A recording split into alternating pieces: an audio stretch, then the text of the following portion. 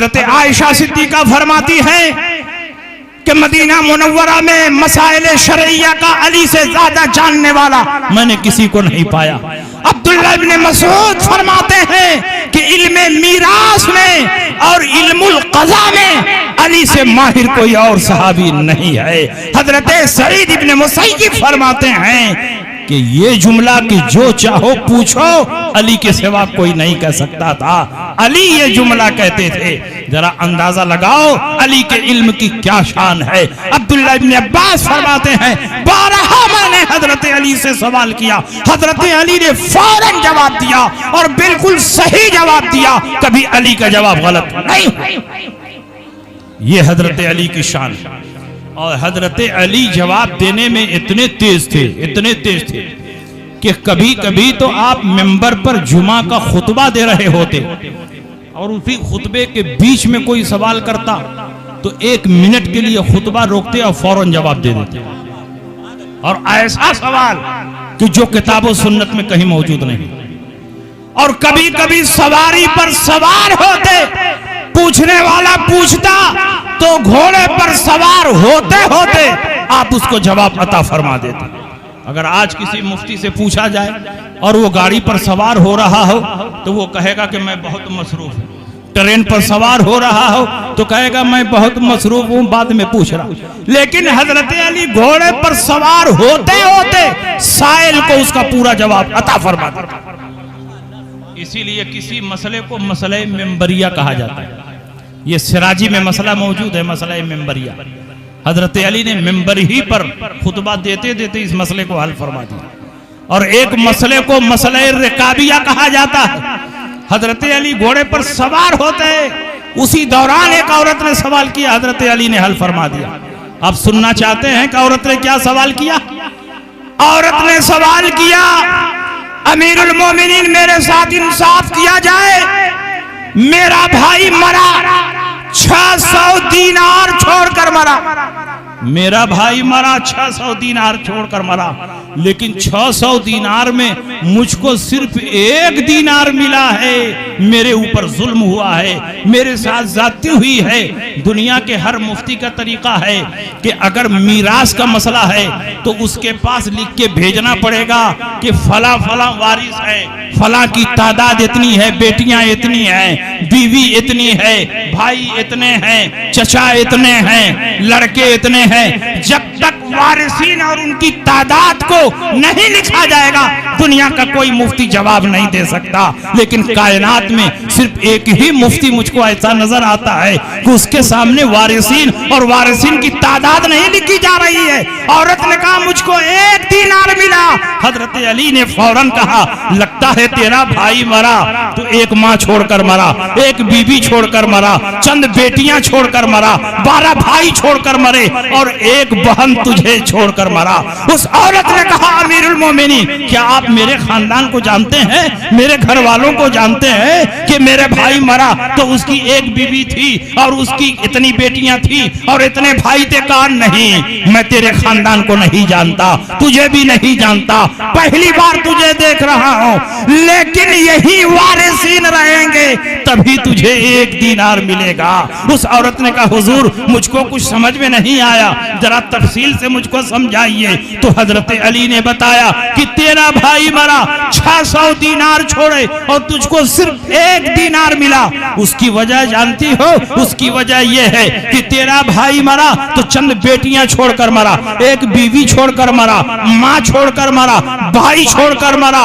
और जब 2 और 2 से ज्यादा बेटियां हो तो कुरान के लिहाज से उसका हिस्सा 2/3 होता है। तो 600 का 2/3 400 हुआ, 400 बेटियां लेकर चली गई। 1 माँ छोड़कर मरा है, माँ का 6ठा हिस्सा होता है तो 600 का 6ठा हिस्सा 100 दीनार हुआ, वो माँ ने ले लिया, 500 दीनार बच गए। 1 बीवी छोड़कर मरा, बेटियों की मौजूदगी में बीवी का 8वां हिस्सा है और 600 का 8वां हिस्सा निकालोगे तो 75 दीनार निकलेंगे। 75 दीनार बीवी ने ले लिया लिया, 575 तकसीम हो गए।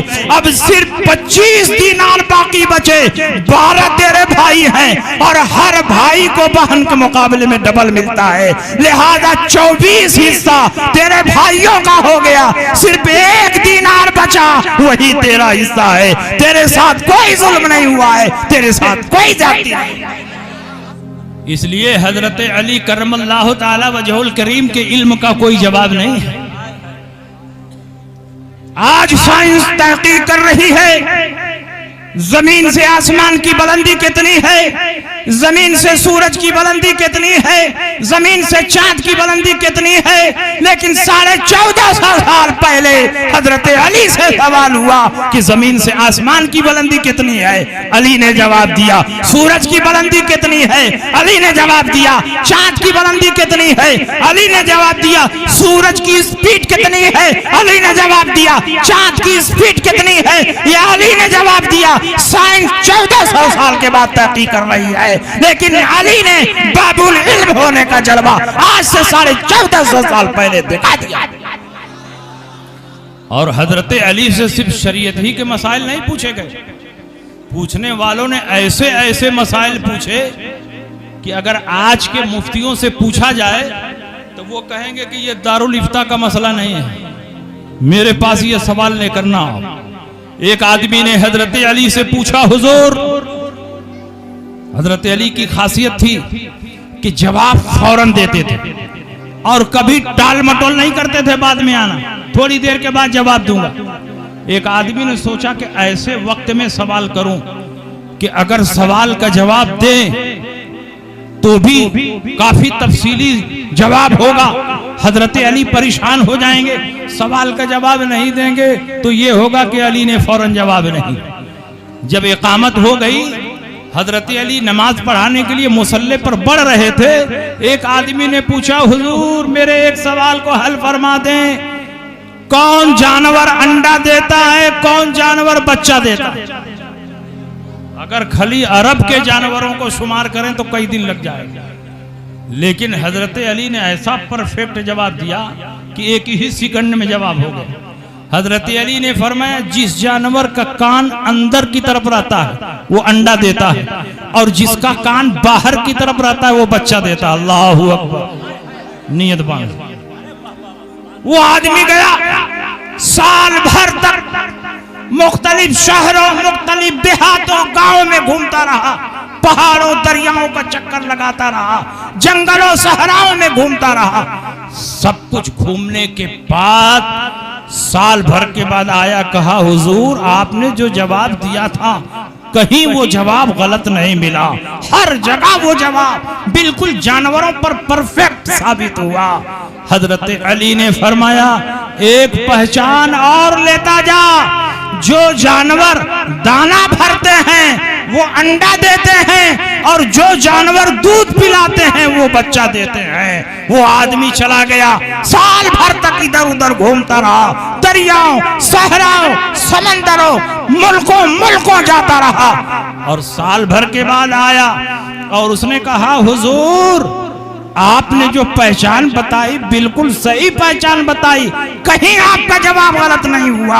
हजरत अली ने फरमाया, एक पहचान और लेता जा, जो सालिम दाना निकल जाते हैं वो अंडा देते हैं, और जो चबा कर खाते हैं वो बच्चा देते हैं। उस आदमी ने कहा, हुजूर, अब मैं नहीं जाऊंगा। कहा, जा साल भर के लिए और तलाश कर दरियाओं सहराओं में। जानवर सिर्फ अरब में नहीं होते हैं, पूरी दुनिया में जानवर होते हैं। 42 मिलियन जानवर के अक़साम हैं। हजरत अली अरब के बाहर नहीं गए, लेकिन हजरत अली ने जो जवाब दिया है वो समंदर के जानवरों पर भी सादिक है, जंगल के जानवरों पर भी सादिक है, बेबानों के जानवरों पर भी सादिक है, अरब के जानवरों पर भी सादिक है, अजम के जानवरों पर भी सादिक है। उसने कहा, हुजूर, अब मैं नहीं जाऊंगा। कहा, जा साल भर के लिए। कहा, नहीं, अब नहीं जाऊंगा। कहा, अगर क़यामत तक तू यही मसला मुझसे पूछता रहता, हर साल एक नई पहचान देता रहता, हर साल एक नई अलामत बताता रहता, ये बाबुल इल्म की पहचान। एक आदमी हाजिर हुआ, उसने कहा, हुजूर, मैंने मन्नत मानी थी कि मेरा फला काम हो जाएगा तो हाथी के वजन के बराबर गेहूं तौल कर मैं अल्लाह की राह में सदका कर दूंगा। और मेरा वो काम हो चुका है, मैं हाथी के वजन के बराबर गेहूं तौल कर सदका करना चाहता हूं, लेकिन बड़ी मुश्किलात में फंसा। हजरत अली ने पूछा, क्या मुश्किल है? हाथी के वजन के बराबर गल्ला तौल कर सदका कर दे, तेरी मन्नत पूरी हो जाएगी।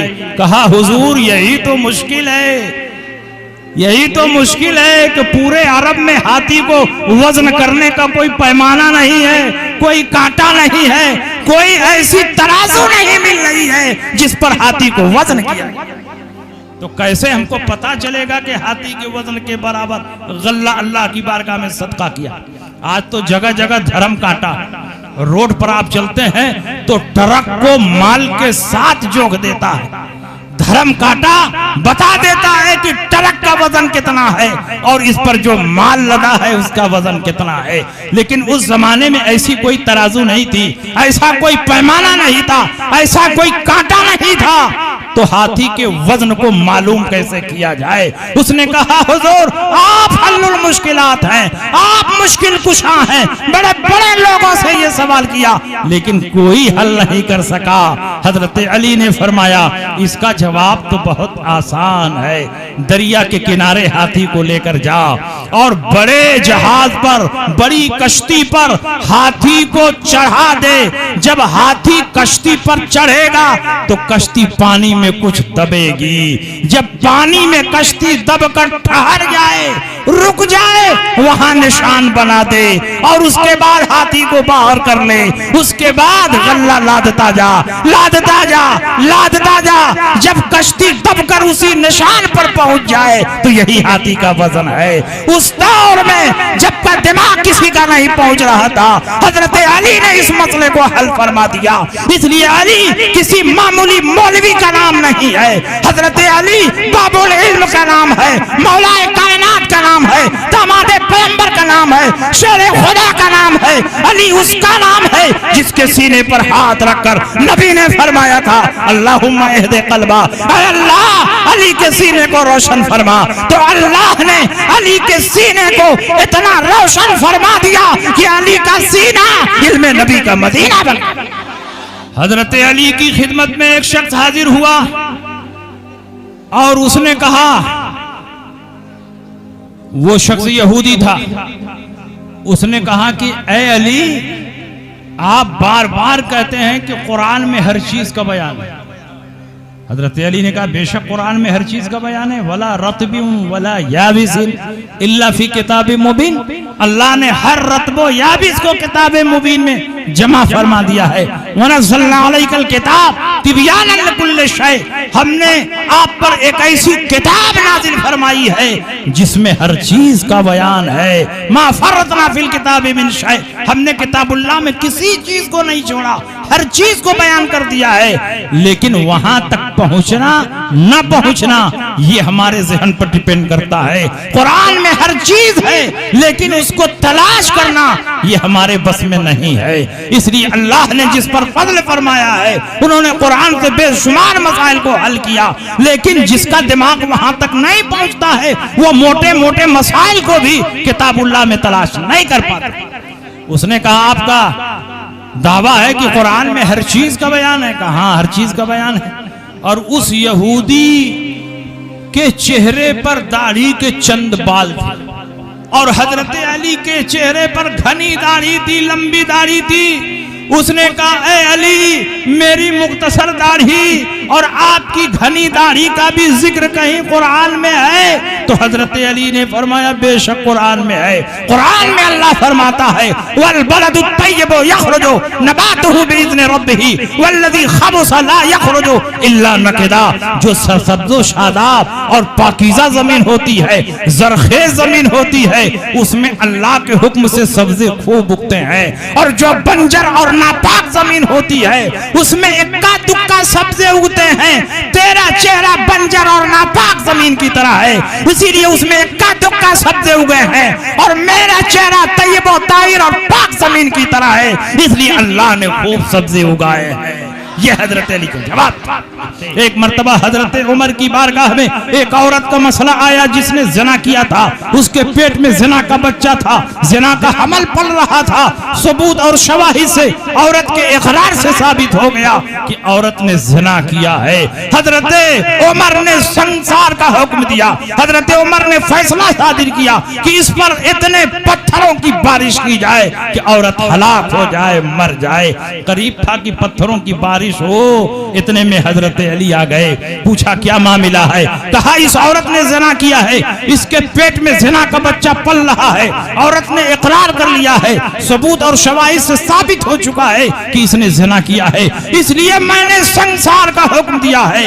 हजरत अली ने फरमाया कि रसूल पाक ने फरमाया है जब तक औरत के पेट में बच्चा है उसको संसार नहीं किया जाएगा, इसलिए कि अगर इस वक्त संसार किया जाएगा तो औरत भी मरेगी और उसके पेट में बच्चा भी मरेगा, और बच्चे का कोई कसूर नहीं है, इसलिए जब तक बच्चा बाहर ना हो जाए, जब तक वज़ाए हमल ना हो जाए, इस फैसले पर अमल नहीं हो सकता है। हजरत उमर की आंख खुल गई और वो तारीखी जुमला हजरत उमर ने उसी वक्त फरमाया, लौला अलीयन लहलका उमर, अगर अली आज ना होते तो उमर तो हलाक हो गए। ये शान हजरत अली की। एक शख्स हजरत अली का इम्तिहान लेने के लिए आया, उसका इम्तिहान ले रहा है जिनको नबी ने बाबुल इल्म फरमाया। हजरत अली की खिदमत में आया, कहा हुजूर मैं बकरियां पालता हूं, उसको बकरी पालन बोलते हैं, मैं बकरियां पालता हूं, मेरे पास बहुत सारी बकरियां हैं और बकरियों की देख रेख के लिए कुत्ते भी पालता। वो बकरियों के रेवड़ के इर्द गिर्द घूमते हैं, बकरियों की हिफाजत करते हैं, लेकिन बकरियों के बीच में एक बच्चा पैदा हुआ है और हमको समझ में नहीं आ रहा है कि ये बकरी का बच्चा है कि कुत्ते का बच्चा है, आप फैसला कर दीजिए। हजरत अली ने कहा कि अगर बकरी की तरह बोले तो बकरी का बच्चा है, अब कुत्ते की तरह बोले तो कुत्ते का बच्चा है। तो उसने कहा कि कभी बकरी की तरह बोलता है, कभी कुत्ते की तरह बोलता है। हजरत अली ने फरमाया कि उसके सामने चारा रखो, घास रखो और गोश्त रखो, अगर चारा खाए तो बकरी है, गोश्त खाए तो कुत्ता है। कहा कभी चारा खाता है, कभी गोश्त खाता है। हजरत अली ने फरमाया उसके सामने पानी रखो और देखो, अगर जबान से चाट के पिए तो कुत्ते का बच्चा और होंठ से पिए तो बकरी का बच्चा है। तो उसने कहा कि कभी होंठ से पीता है, कभी जुबान से चाट के पीता है। हजरत अली ने और भी बहुत सारी अलामतें बयान फरमाई, कहा देखो अगर बकरियों में मिलकर रहना चाहता है तो वो बकरी का बच्चा है, हर आदमी अपनी जिन्स के साथ रहता है, और अगर कुत्तों के साथ रहना चाहता है, उन्हीं के साथ फेरी लगाता है तो वो कुत्ते का बच्चा है। कहा हुजूर कभी बकरियों में रहता है, कभी कुत्तों में रहता है। हजरत अली ने कहा कि ये मेरा इम्तिहान ले रहा है। दिल में सोचा ये इम्तिहान ऐसा तो हो ही नहीं सकता कि ये सारी अलामतें उसमें जमा हो। हजरत अली ने फरमाया उसका पेट फाड़ कर देखो, अगर अतड़ियों का गुच्छा नजर आए तो बकरी का बच्चा है, और एक अतड़ी नजर आए तो कुत्ते का बच्चा है। अब यहाँ यही फंस गया, अब ये नहीं कह सकता कि एक बार फाड़ा तो वो मिला, एक बार फाड़ा तो ये मिला। उसकी बोलती हजरत अली ने बंद कर दी। हजरत अली किसी मामूली मौलवी का नाम नहीं है, बाबुल इल्म का नाम है, मौलाए कायनात का नाम है, दामाद पैगंबर का नाम है, शेर खुदा का नाम है, फातिह खैबर का नाम है। हजरत अली करमल्लाहु ताला वजहुल करीम ने बेशुमार मसाइल हल फरमाए। अगर आपके फैसलों को जमा कर दिया जाए, अगर आपके फतवों को जमा कर दिया जाए तो इस्लामी तारीख का एक अजीम खजाना तैयार हो जाएगा। अल्लाह रब्बुल इज्जत हम सबको सहाबा की मोहब्बत अता फरमाए और सारे सहाबा की अजमत और मोहब्बत हमारे दिलों में पैदा फरमाए। हजरत अली से मोहब्बत का तकाजा ये नहीं है कि किसी सहाबी की तुम तौहीन करो, जिस तरह हजरत अली हमारे लिए वाजिबुल एहतराम है, सारे सहाबा वाजिबुल एहतराम है। अमीर मुआविया की भी ताजीम हम पर वाजिब है, हजरत तलहा की ताजीम वाजिब है, हजरत जुबैर की ताजीम वाजिब है, सारे सहाबा का एहतराम हम पर लाजिम और जरूरी है। हम राफजी नहीं हैं कि हुब्बे अहले बैत और हुब्बे अली का दावा करें और सहाबा की शान में गुस्ताखियां करें। और हम खारजी नहीं हैं कि हम सहाबा की मोहब्बत का दावा करें और अहले बैत की शान में गुस्ताखियां करें। हम अहले सुन्नत हैं, हम मसलक के आला हजरत वाले हैं। हम अहले बैत से भी मोहब्बत करते हैं और सहाबा से भी मोहब्बत करते हैं और दोनों की मोहब्बत को अपनी जाने ईमान और अलामत ईमान